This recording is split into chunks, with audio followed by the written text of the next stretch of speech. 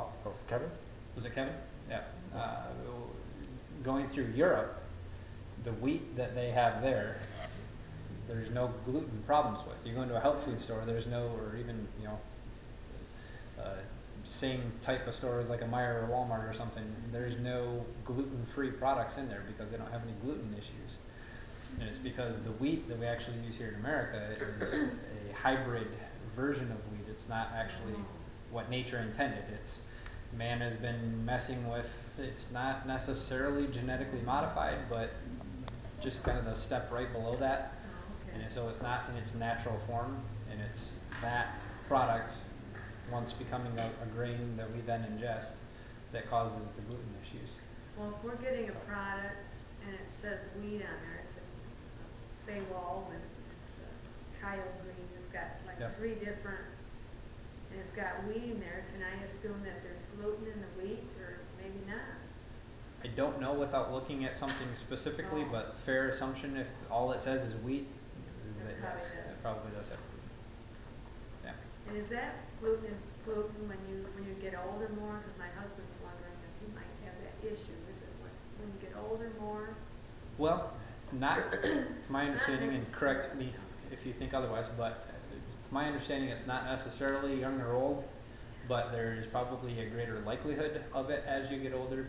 Not necessarily anything to do with age, but the fact that you've been around longer and you've consumed more things that are putting your body into that state of exhaustion where it's saying, you know what, I just can't handle digesting this stuff anymore. Hence the the sensitivities which cause the symptoms known as celiac or gluten problems. Right. Yep. So any other comments or questions before we move along? So the final piece of the puzzle that causes exhaustion is really the biggest, and is really besides electromagnetic chaos, cell phones and wireless devices being under the radar, so to speak, and really not thought of in terms of what keeps the body from being at an optimal place and developing things like cancer, which we're talking about tonight. Emotional stress, negative thinking, traumas that we endure through our life experience, all those things are actually one of the biggest culprits to an acidic body. And Jeff talked about earlier with how fruits and vegetables create an alkaline state in the body versus grains and meats generally causing an acidic state in the body. One of the biggest components to our life and our health that creates acid inside of our bodies is negative thinking, is stress, is traumas, etc. Yeah, worry, fear, anger, regret, revenge, all those things, what they do really creates a problem in the body. So we're going to talk probably more about this than we did the other ones because it's really the most important. And if you can fix this element, a lot of other elements just naturally fall off. Because, as we talked about last month, actually one of the attendees last month said, well, if we eat perfectly, you're saying we'll never develop cancer. And I said, wrong. And the reason is because our emotions can override good nutrition. And one of my mentors, Dr. Mortar, talks about a client that he had that the person that was coming to see him, she ate better than he did. I mean, she ate perfect. There was nothing he could look at and say, you're doing this wrong, you need to tweak this. She ate perfect. But she was on her 3rd round of breast cancer. And he goes, how does this happen? So he started asking her questions, and she says, oh, I eat this way because my mom had breast cancer and I don't want to get it. She ate perfect. So yeah, we talk a lot about nutrition and toxins in the body, but really this emotional part is the biggest piece. And it goes almost unacknowledged. Yeah, I'm under a lot of stress. Yeah, I know I've got this stuff, but it's like we just deal with it and we don't even deal with it. We just put it underneath the rug and we don't do anything about it. We don't know what to do about it. There's no solutions out there for it. Take a drug, take a psychiatric drug, mess with your brain chemistry, and you'll be healthy. That doesn't work. It just doesn't.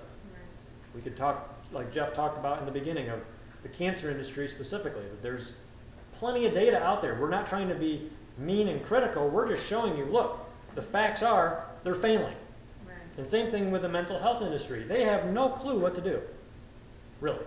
They can tell you how to, okay, here's your problem. You're carrying it like this. We're going to teach you how to carry it like this. That's all they do. Mary Miller talks about that in Gin, that they don't know how to like get you through things, or they just don't understand. So I'm kind of getting off preaching here, but the stress that we deal with, the emotions that we go through, the negative thinking, the traumas, the car accidents, the divorces, my cat died, I fell off a bike, all those little things, the way that our body reacts to those things causes exhaustion, causes our body to get acidic.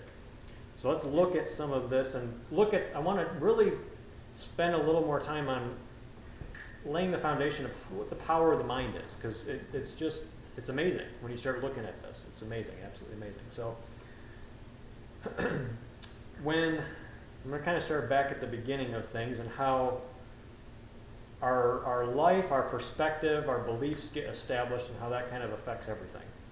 So when we're conceived, we're a couple cells in our mother, and at that moment, the DNA from our mom and dad are obviously together and create us. And that creates, in a sense, a template for our life.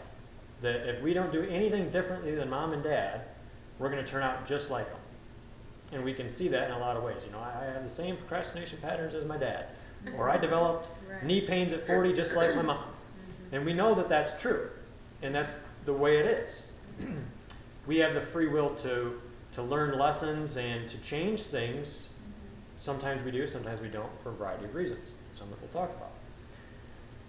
But there's a lot, especially with cancer, there's a lot of research lately as we've studied DNA more, and the term gets thrown out there that, oh, you have the genes for this type of cancer. You have the genes for it. And you could very well. You could see 6 generations that all have the gene for kidney cancer or lymphatic cancer or whatever type of cancer it is. Why do all those genes exist?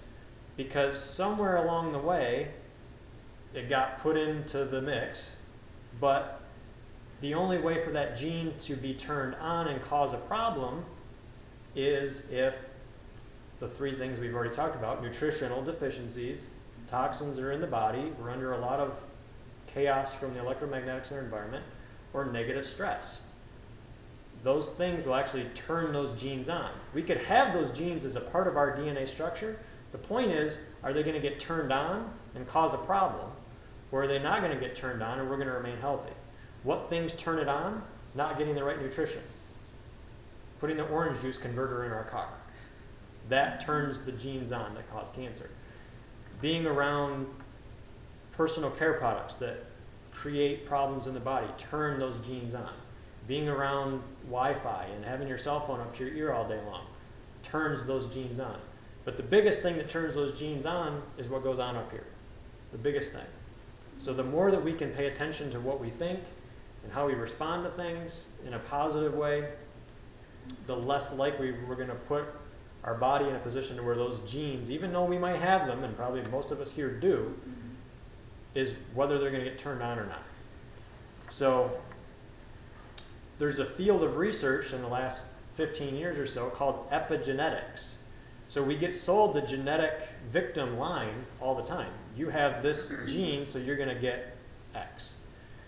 The problem with that is it's not valid. Science is telling us very clearly that what turns on and off genes the biggest is the environment that we're in. And I'm not talking about the neighborhood that we live in. I'm talking more of the emotional environment that we put ourselves in.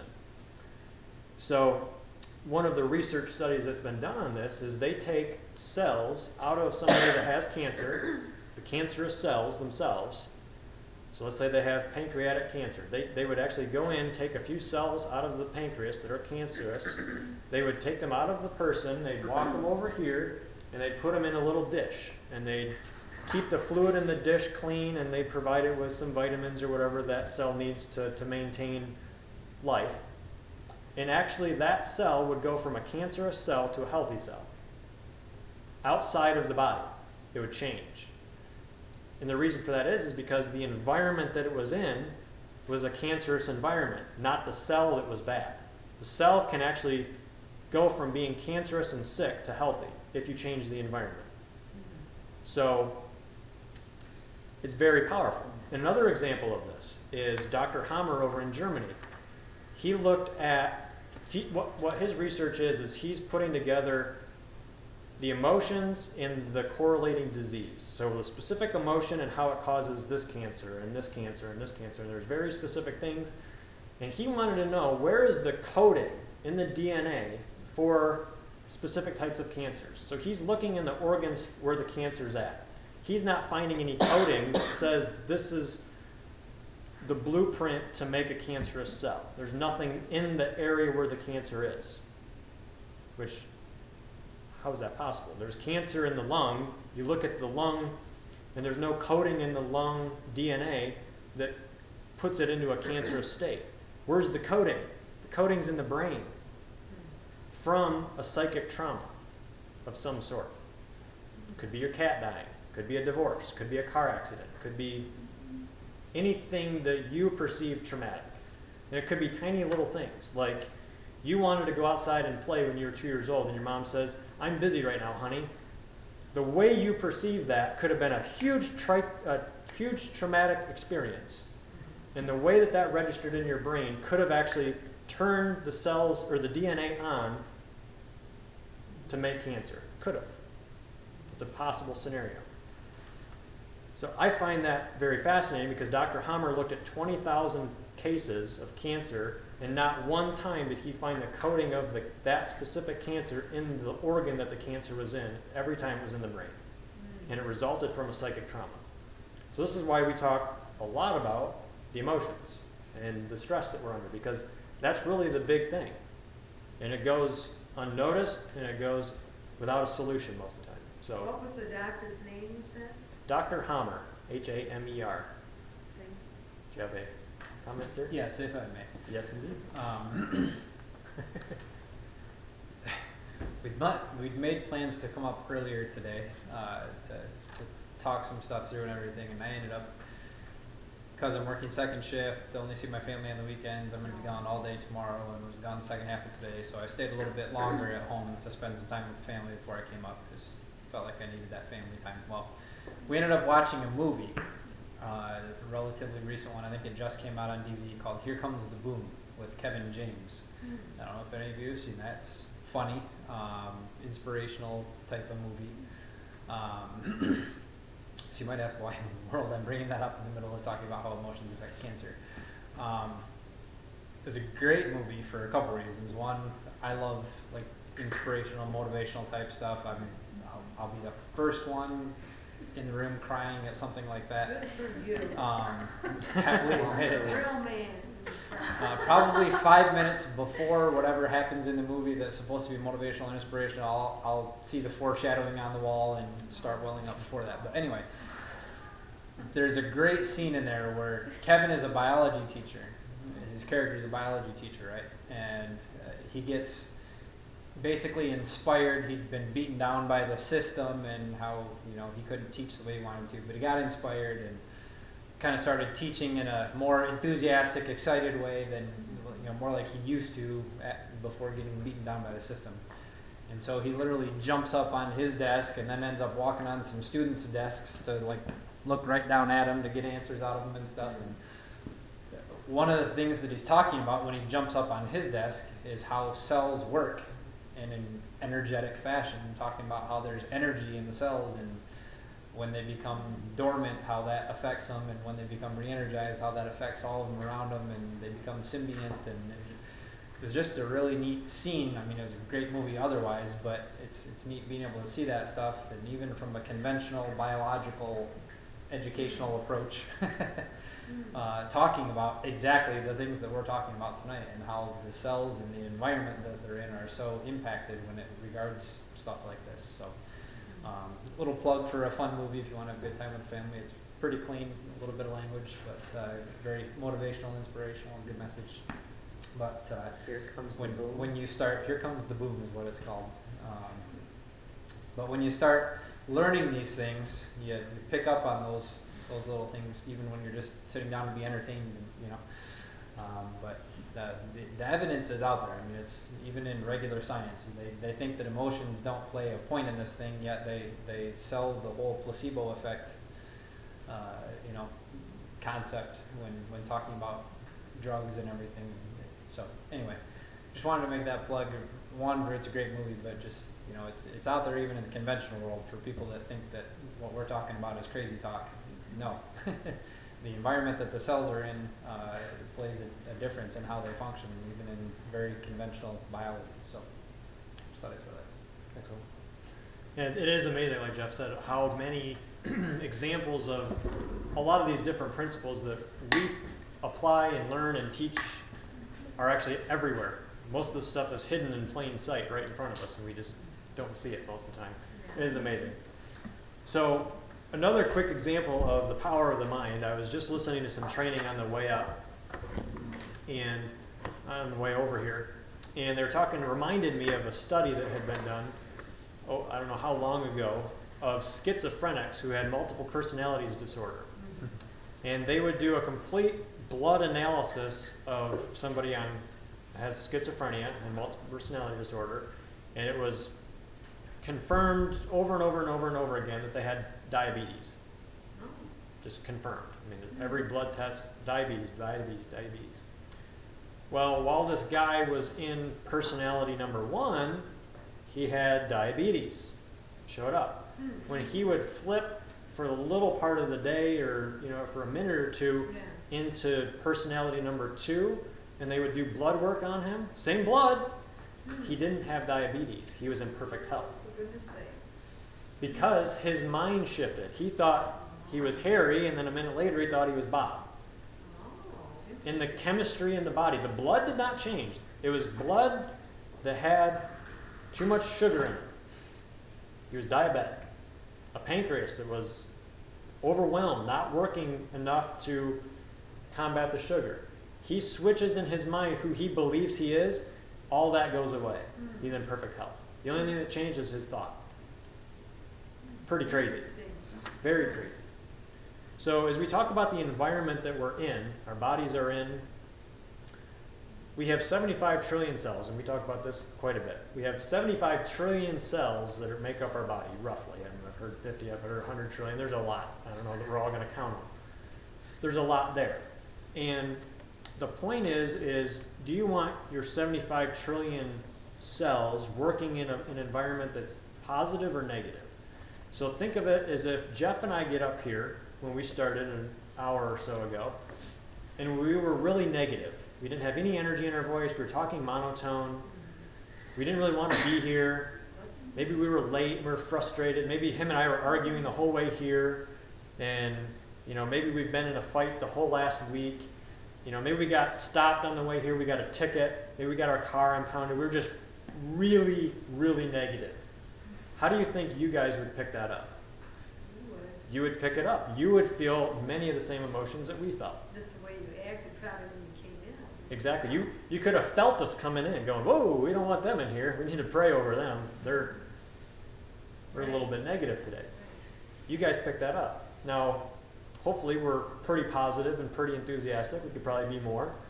But that affects you guys as well. You guys can probably pick that up, that we're passionate about what we do and what we talk about. And there's enthusiasm behind our voice and excitement. And you pick that up. So the same thing goes with how do you want to present yourself to your cells? Do you want to walk in and be enthusiastic so that your cells will pick up on that and be enthusiastic and positive? Or do you want to have a crummy negative day all the time and expose your cells to that negativity? Because there's major consequences that come of that we're going to kind of get into here as we wrap up. Let's see what I haven't covered here.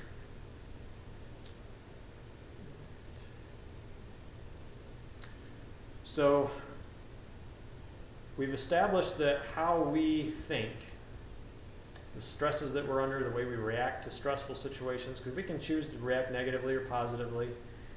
It's sometimes not easy, but we have that choice. The way that we think on a day-to-day basis, when we're really not focused on anything, what are the thought patterns that run through our mind? Are they negative? Are they positive? The way that react to a car accident, the way we react to a divorce. There's all these things that we have the ability to choose our reaction to. And if we react negatively, there's chemicals that get produced in the brain and in the body that contribute more to the exhaustion that we've talked about all tonight. They create problems with the immune system and exhaust that. If we're constantly under stress, it slows down the immune system. It shifts the hormones. Certain hormones are amped up, other ones are slowed down. It changes that digestive process. There's all these effects that what we think and how we react to experiences and traumas in our lives affect our body. And there's so much more research coming out about this because people are starting to catch on, even in the medical community, that there's some link between what goes on up here, what we think, the traumas that we go through, the stresses that we're under, and how that creates problems in the physical body. There's just overwhelmingly more and more and more because people are starting to catch on. The public is starting to catch on. So there's so much more that we could go on about that. Really, there is. But a good, simple monitor is something we can do that we've done, that we teach, is doing pH testing. So we talked earlier about alkalinity versus acidity. And you can take pH paper and you can test to see how your body's, for what I'm going to talk about with emotions, and Jeff will talk about it in regards to nutrition, how our body's responding to the thoughts that we have, and how our body's responding to the way that we perceive our experiences. And as we go through and have stressful situations at work and with the family, how are we reacting to that? There's a way to monitor, is our body exhausted from reacting in a poor way to those things, or are we handling them good? And a way to do that is through a pH test. And where do you get the test again? You can go to like Saywalls or... The best source would probably be between us, because there's a lot of data out there on pH testing, and most of it, in my opinion, is crap. Okay. I'll be honest, I think it's crap. There's good there to it, but there's certain things you need to do to the body to set it up so that you know what you're testing. Because just willy-nilly testing your pH of your saliva isn't going to give you anything. You need to do something before and after so that you know how your body reacts. So there's specific things. If you want to know more, you can ask us later, because we both utilize that. But that's a good monitor to know. Basically, if I do a pH test and I want to know, is my body and my subconscious, is it alert and prepared to handle a new experience, a new stress? Or is it caught reacting to the car accident from 10 years ago and the divorce from 15 years ago and when I was picked on the bus on the way to school 20 years ago? Am I still, in my day-to-day thinking, subconsciously, still working through that stuff? Or have I worked it all through and am I in real time? And that pH test will give you that indicator. That's a good way to do that. I'll give one quick experience, and actually, did you say anything heard that? You didn't? Kind of putting you on the spot here, Carrie. We talked about, probably it was our cancer meeting a year ago, how the emotions for breast cancer were from a divorce or a separation conflict, and I know you had an aha moment. Will you be willing to share that real quick with everybody? Do you remember what we were talking about? Or what I'm talking about? Well, I had a couple of aha moments with your teachings. I've had quite a few of those. They all relate to my book, but which piece in particular are you looking for? We were, a year ago, we were talking about I how remember the breast cancer. breast cancer many, many times can be initiated from an emotional experience that would be like a divorce or a child separation, like you had to go back to work full time after having a newborn child, and that just aches at your heart. Do you remember? I don't remember. You don't? I Okay. don't No, that's remember fine. which part of it was the trigger. But I remember Okay. the aha, because I went through the divorce and I had child issues Yep. and all that. Yep. And I found out that when I got my body calmed and I started believing and put the vitamin D3, I believe it had as much to do with the believing of taking the vitamin D3 that removed the masses and stuff. So Yep. Because there was a short time frame, correct? it was like 2 months. Yeah, They were just a few completely months. gone. completely gone, and 3 years of the doctors going, we're really concerned and all that stuff. But diet and exercise, what are the things with the brain? Are you guys familiar with the endorphins that seep from the brain, that drip if you have a positive thought? It's proven that the brain, it's that chemical. It's if you have negative thoughts, the endorphins are negative if your thought is negative. They're positive if the thought is positive. The negative is poison, the positive is healing. And it happens instantly. I mean, it's just like that. The minute it drips, it's putting something in to cure your body from the positive to the negative thoughts. That's how mathematical our brain is. So you're absolutely right. And that goes right back to, as a man thinks in his mind, so is he. You know, and call those things that are not as though they are. If you're believing, everything goes back to the Bible. You guys are right on. Yep. The pH, all of it. pH? The pH, Yeah. I talk about it in my book. Oh. Because I was a mess. I mean, I was that physical mess they were talking about, every bit of it. So kind of wrap up this thought on emotions and stresses, you know, the work that I do, which I'll talk about here in a minute, we kind of break our lives down into 3 main areas. That if these 3 main areas are good, we're good. So we've got our health, our physical and emotional health.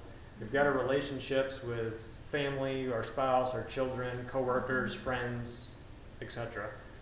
And then we've got our financial life. So if we've got good relationships, we're making decent money or paying our bills, no stress there, and we got pretty good health, you know, we can move around with no aches and pains, and we don't have any major diseases or anything like that, we're usually pretty happy. So anytime that in any 3 of those main areas, and obviously there's other areas too, but those 3 main areas are what we focus on most. And if those 3 areas are good, we're good. But if we have financial stress, we're not making our credit card payments, or we lost our job, or whatever the case may be, or we're fighting a lot with our spouse, the emotional toll that those take on us affects our health. And you know, if we have a terrible relationship with our spouse and it leads to a divorce, the way that we react to that divorce can potentially put you into a fast track to breast cancer or prostate cancer, or some of those organs, because they're directly linked to the emotional attachment that we have with somebody. It's amazing how almost figurative the body is, but it's very literal too, in that respect, that it's very well connected. So,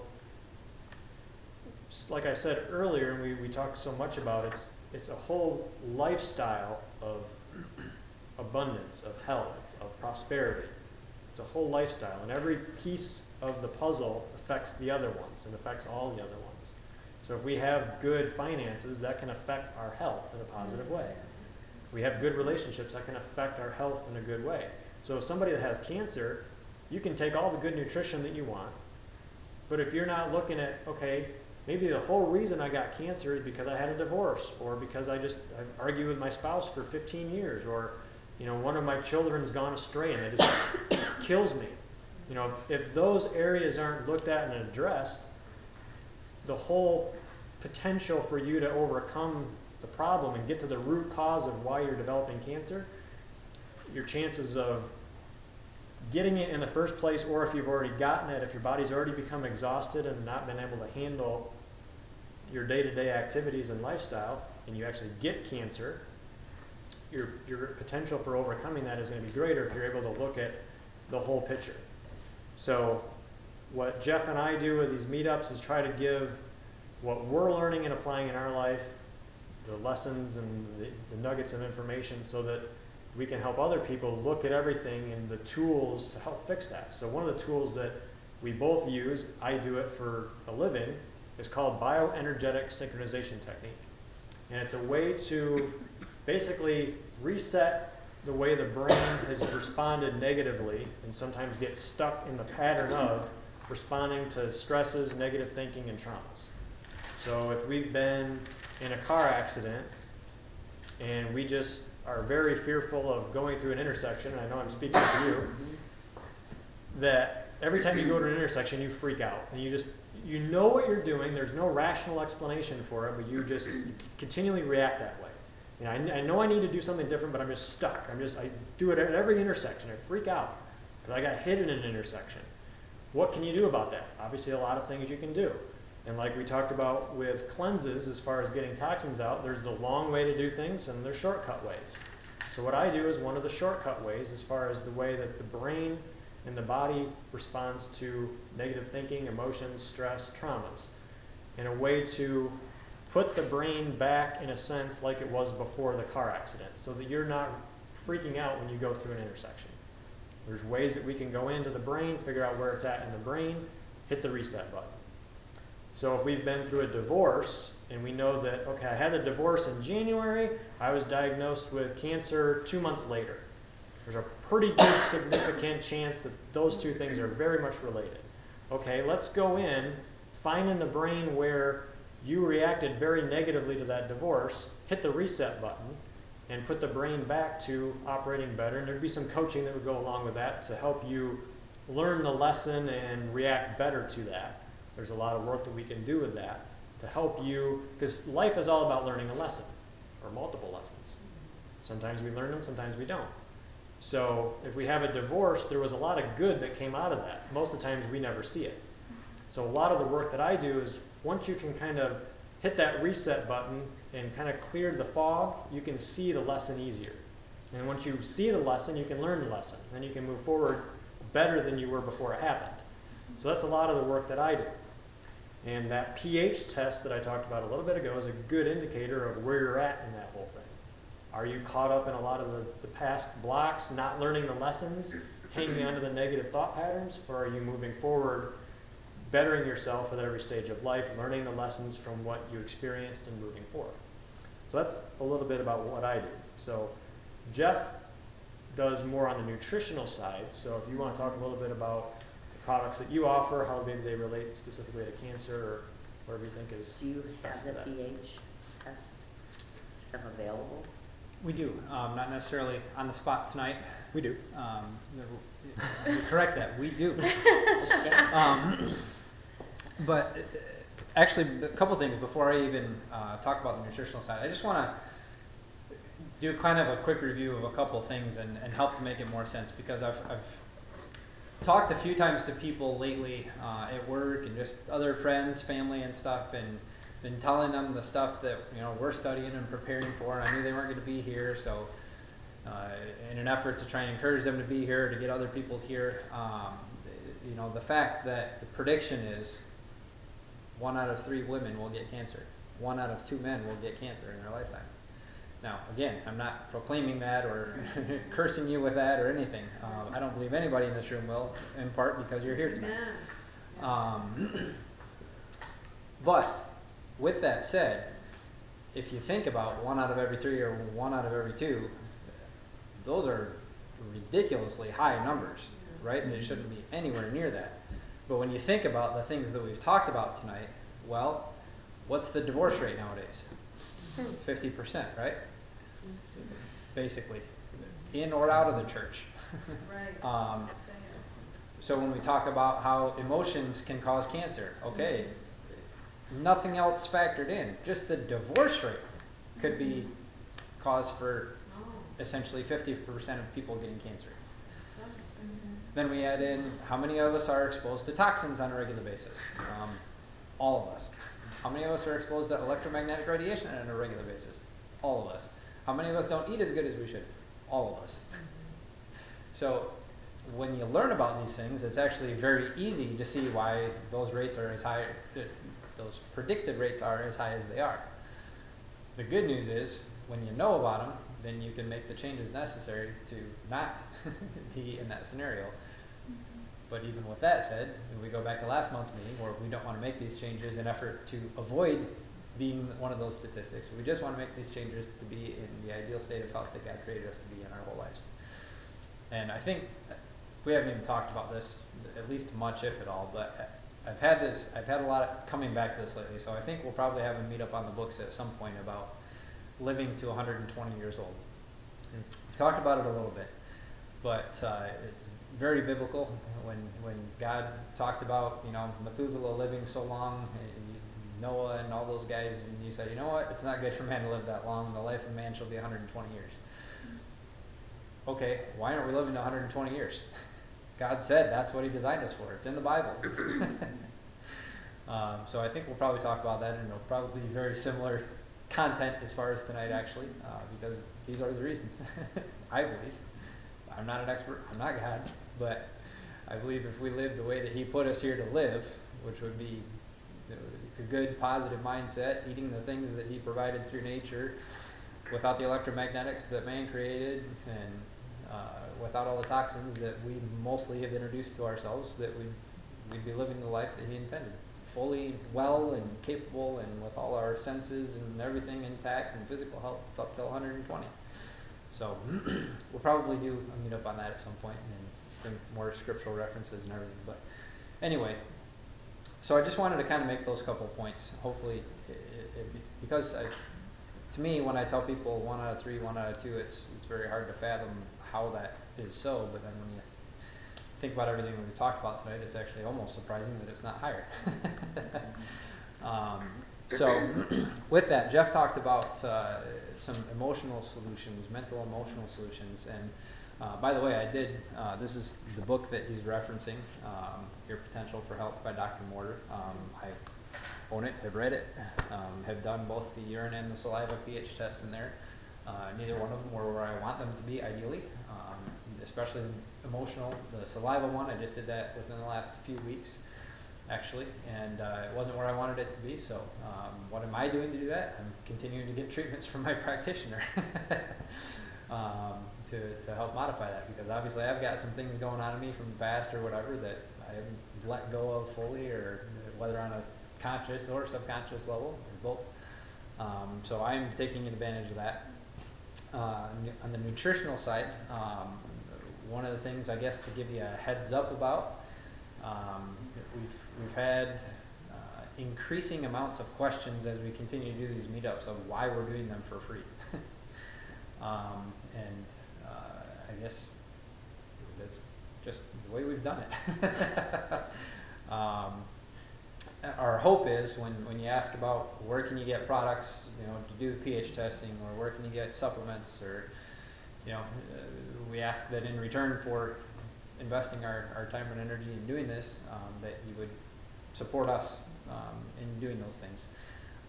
So to give you a heads up, I don't have a time frame, but I'll declare it now. I'm on video, so I'll say it, that I'm in the process of looking into becoming a health coach that will be geared more on the nutritional side, from the top nutrition school in the world. So I will likely be going through that at some point within the coming years. I'm not going to put a time frame on it right at the moment. But our goal, kind of at some point anyway, is to be able to, between the two of us, take care of somebody from both ends of things, the nutritional side and the mental and emotional side, more so than we're able to do at the moment. With that said, recently one of the steps that I took personally towards that end was becoming a reseller for a supplement company here in Kalamazoo. And they have some fantastic supplements. We talked about the OptiBlends earlier. They've got their flagship product is called Quintessence, and it is all of that. It's got whole food vitamins, minerals, it's got trace minerals in it, it's got the greens in it, it's got digestive enzymes and probiotics. It's all in one product that you can take. Kind of covers all your bases, approaching that, taking that total body approach, and it's very cost effective too. So Universal's products, in general, they've got some great products just for maintaining, reacting, correcting things and getting back to point zero, and then maintaining good health. But they also, one of the things that drew me to them was a couple of years ago when we first met and were kind of all taking in some of this information, is I became aware of some cancer information that very deeply made an impact on me on how we can help to eradicate cancer in our country and the world for that matter. And this company, these guys were part of that solution. they actually have about, I think it's 12 different cancer protocols, specific cancer protocols. So for somebody that's got breast cancer, they have a breast cancer supplement protocol. And the cool thing is it's designed for not only somebody that decides to take the natural or holistic type approach to treating that, but even somebody that's going through chemo, radiation, surgery, it acts as a nutritional aid to give the body the support that it needs to, one, minimize any negative side effects from the treatments that they're getting, which we all know that there's those. Two, just to give the body extra nutritional support in high doses.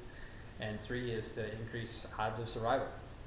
What's the name So- of that? Universal? Yep, but what you're gonna do, it's universal formulas, but anybody that is potentially interested in them whatsoever, whether it's for yourself or somebody else, what I want to do is sign you up for an account with them. It's real easy, just need basically name, email, address and everything, and then you're in the system with them and with me.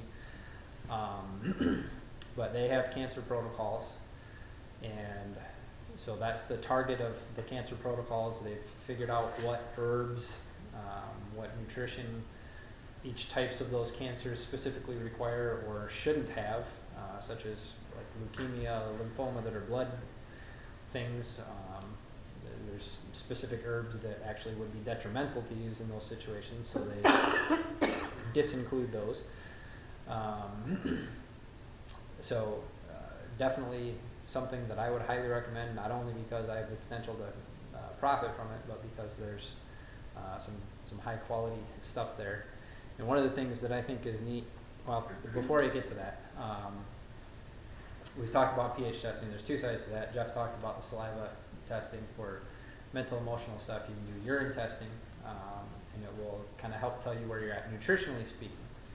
And it's not a diagnostic or treating, type of thing. It's just kind of an overall, how's your body doing, kind of check. And so you can get a handle on, is my body responding well to the nutrition that I'm giving it, or to the emotions and thinking that I'm responding with.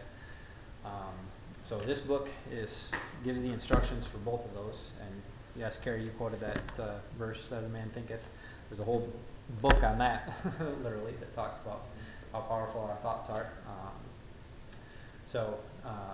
Saliva or the urine test rather can help show you where you're at nutritionally, and if you're not where you need to be, then supplementation is a great option to help bring you back up. You're gonna have to make dietary nutritional changes as well, but it's a great start for that. So to wrap that up, last year when we did our cancer talk, we, I think, announced that it was being presented by Angels for Cancer, our nonprofit. We didn't do that this time, but we still want to talk about Angels for Cancer. We had a couple people that gave some cash donations last year, and we appreciate that very much.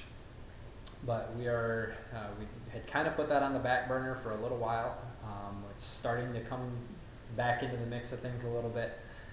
Not to where we like it to be yet, but we had a significant accomplishment with that recently, to where we've come into a partnership with Universal Formulas and Angels for Cancer.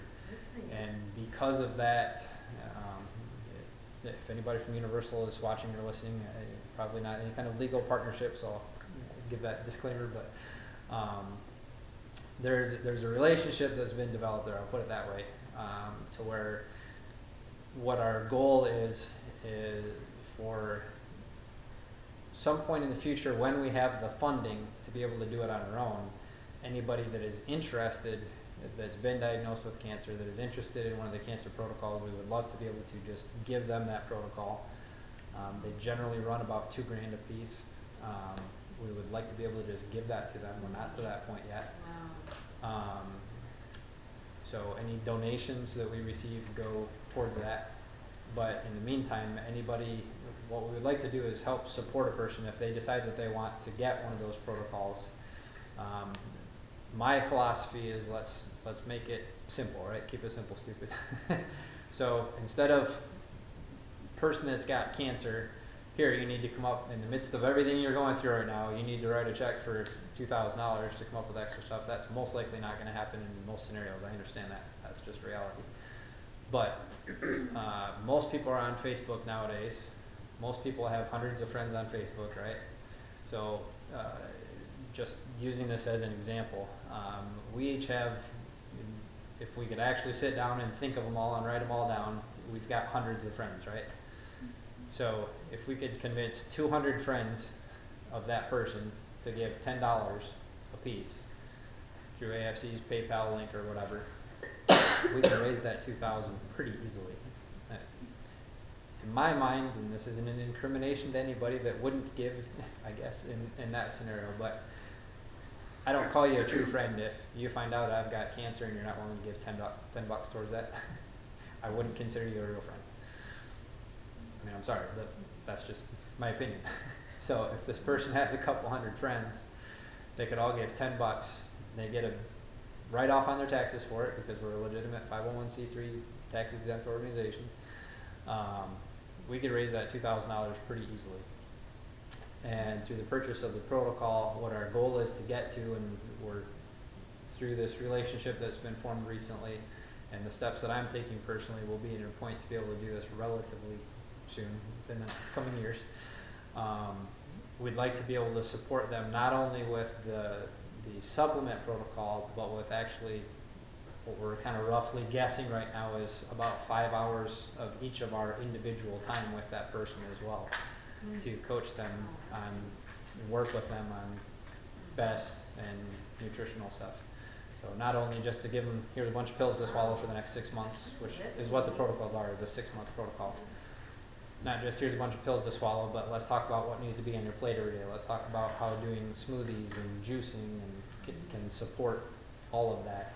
So that's our goal, is to get to the point where through that protocol giving, whether it's us having enough funding where we can just give it to them, whether they purchase it, to be able to help that person from here's products, here's education on nutrition and counseling, and a person that, a go-to person that you can ask questions of and get counseling from and get treatments from. So we honestly believe, and this has been my passion from day one with starting Angels for Cancer, is that for somebody that does get diagnosed and believes that they can be healed from it, they can put their body back into the place where God designed it to be, which is to be able to heal from anything, that we can provide them the tools and resources to do that, and it can be done in a relatively short time frame. So it's no promises to guarantee any cures or to diagnose, treat, blah, blah, blah, any FDA disclaimers that are necessary, but we believe that God's intent was for our body to be able to heal itself, and our intent is to support that and providing information, tools, and resources. So just to give you kind of an idea of where we're planning to go with Angels for Cancer specifically, and then in the meantime on even individual basis, just to maintain and restore, get back to ideal health. That's what our goals are. That's why we do these meetings. And, I think that's about it for now. So any closing thoughts? I don't think so. All right. So with that, we applaud you for coming, and we ask that you take what you've learned, share it with other people, give good reviews on our meetup and site, and encourage others to come, because What's the meetup? that will We benefit others. register. We register on this website. What's the Stick website? around for 5 minutes and Meetup. we'll do it with you. Meetup. We'll walk you through Okay. it. And you find our group. All You right. find out this group. Thank you. It's a group. Thank you.